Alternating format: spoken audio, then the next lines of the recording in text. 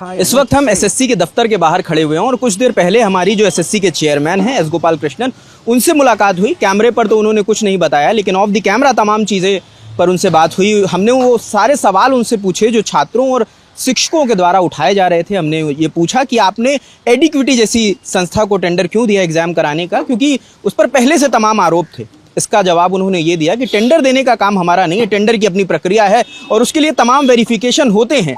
एडिक्विटी उन तमाम वेरिफिकेशन को पास करने के बाद उसे टेंडर दिया गया है, उसके बाद ही ये सारा प्रोसेस हुआ है। तो हमने ये भी पूछा कि एडिक्विटी एग्ज़ाम करा रही है, उससे जुड़े तमाम शिकायतें आ रही हैं। स्टूडेंट्स का कहना है कि वेरिफिकेशन टाइम से नहीं हो पा रहा है, एग्ज़ाम लेट शुरू हो रहा है, सर्वर हैंग कर रहा है, माउस नहीं काम कर रहा है। तो उन्होंने कहा कि हमें सारी जानकारियाँ हमें मिल रही हैं और उन्हें रिजॉल्व करने के लिए सारा काम कर रहे हैं। और उन्होंने ये भी बताया कि इसी दफ्तर में एडिक्विटी के सारे एम्प्लॉयज़ यहीं पर बैठ रहे हैं, यहीं से सारी मॉनिटरिंग हो रही है, यहीं पर कंट्रोल रूम बनाया है जहां से हर सेंटर पर निगरानी रखी जाती है और जो भी इश्यूज़ आ रहे हैं उन्हें यहीं से रिजॉल्व किया जा रहा है। उनका ये भी कहना है कि एसएससी के सारे अधिकारी एडिक्विटी के अधिकारियों के टच में हैं और दोनों लोग साथ में काम कर रहे हैं। जो भी दिक्कतें सामने आ रही हैं, जो भी स्टूडेंट्स की तरफ से क्वेरीज आ रही हैं, हम उन्हें रिजॉल्व करने का काम कर रहे हैं।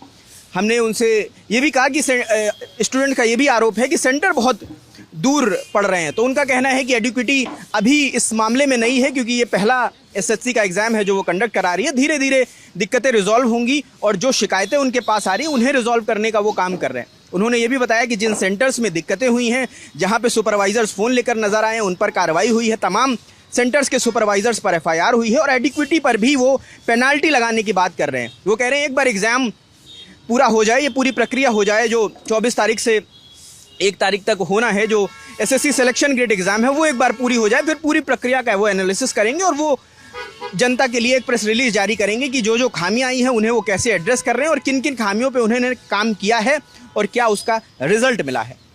हमने जो भी हमारे मन में सवाल थे या जो भी हम शिक्षकों से मिल रहे थे या स्टूडेंट से मिल रहे थे, उन तमाम सवालों को उनसे पूछने की कोशिश करी है। उनका यही कहना है कि हमारा मेल बच्चों के पास है, शिक्षकों के पास है, हमें मेल करिए। हमारे पास हमारी टीम है जो सारे मेल्स को सुपरवाइज़ कर रही है, उस पर काम कर रही है और वो जो भी परेशानियां सामने आ रही हैं उन्हें रिजॉल्व करने की हर मुमकिन कोशिश कर रही है। हमने उनसे ये भी पूछा कि छात्र डरे हुए हैं कि अगर एसएससी सिलेक्शन ग्रेड एग्ज़ाम के दौरान इतनी परेशानियाँ आ रही हैं तो आगामी सीजीएल एग्ज़ाम जो होना है उसमें क्या होगा। तो उन्होंने इंश्योर कराया है कि हम सीजीएल के लिए हमारी पूरी तैयारी है, हम एडिक्विटी के कंटिन्यूअस कांटेक्ट में हैं, हम दोनों मिलकर तकनीकी जो भी परेशानियां आ रही हैं उन्हें रिजॉल्व कर रहे हैं और हम आश्वस्त करते हैं कि सीजीएल के दौरान स्टूडेंट्स को कोई भी दिक्कतों का सामना नहीं करना पड़ेगा। उनका ये कहना है कि हमें जानकारी है कुछ दिक्कतें हुई हैं, लेकिन हम उन्हें धीरे धीरे रिजॉल्व करने की कोशिश कर रहे हैं। जो बड़ी दूरियाँ हैं, सेंटर्स जो छात्र बता रहे हैं कि बहुत दूर पड़ा है, उन्हें भी रिजॉल्व करने की कोशिश की जा रही है। वो कहते हैं कि सीजीएल के दौरान तक हम कुछ उस पर काम मुकम्मल कर लेंगे और आगे से ऐसी कोई दिक्कत स्टूडेंट्स को नहीं सामना करना पड़ेगा जिसमें उनका वो होम टाउन लखनऊ है और सेंटर जा रहा है दिल्ली, ऐसी दिक्कतों का सामना ना करना पड़े। एक ब्लाइंड स्टूडेंट से भी हमारी बात हुई थी, उस पर भी हमने वीडियो बनाया था कि जम्मू कश्मीर का स्टूडेंट है और उसका सेंटर दिल्ली आता है। हमने वो भी बात उनसे कही तो उन्होंने कहा है कि उसका डॉक्यूमेंट हमें दे दीजिए, हम उसे वेरीफाई करेंगे और इंश्योर करेंगे कि आगे से किसी भी ब्लाइंड या जो फिज़िकली या मेंटली परेशानियों से जूझ रहे हैं बच्चे, उनके साथ कोई अन्याय ना हो, उन्हें उनका जो प्रेफरेंस है वही सेंटर उन्हें अलॉट किया जाए। तो जो दिक्कतें हमने ज़मीन पे देखी, हमने उन सवालों को चेयरमैन से पूछने की कोशिश की है।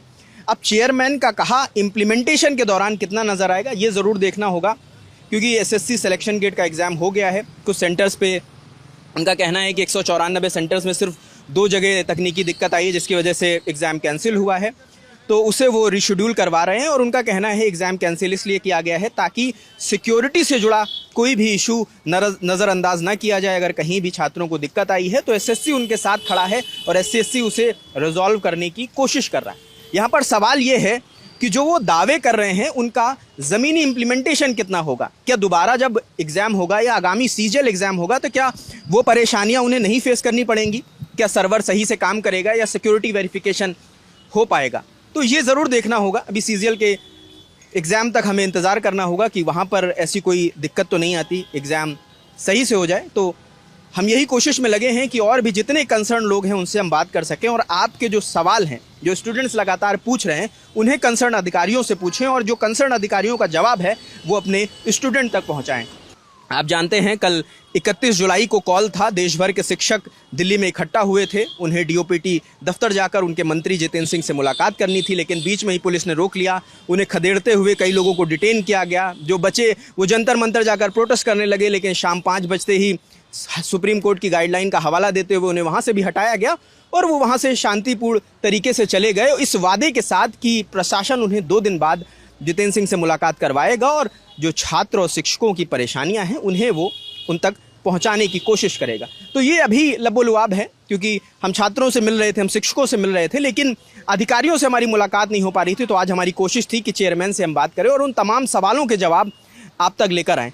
तो अगर अभी भी आपका कोई सवाल छूट रहा है जो लगता है कि एड्रेस करा जाना चाहिए और हमसे छूट रहा है, वो आप कमेंट सेक्शन पे बता सकते हैं। हम उससे भी कोशिश करेंगे कि जो भी अधिकारी हैं जिनकी जवाबदेही है वो उसका जवाब दे। तो इस रिपोर्ट पर बाकी आप क्या सोचते हैं हमें ज़रूर बताएं। और कैमरे के पीछे विजय है, मेरा नाम रजत है। देखते रहिए द ललन टॉप। शुक्रिया।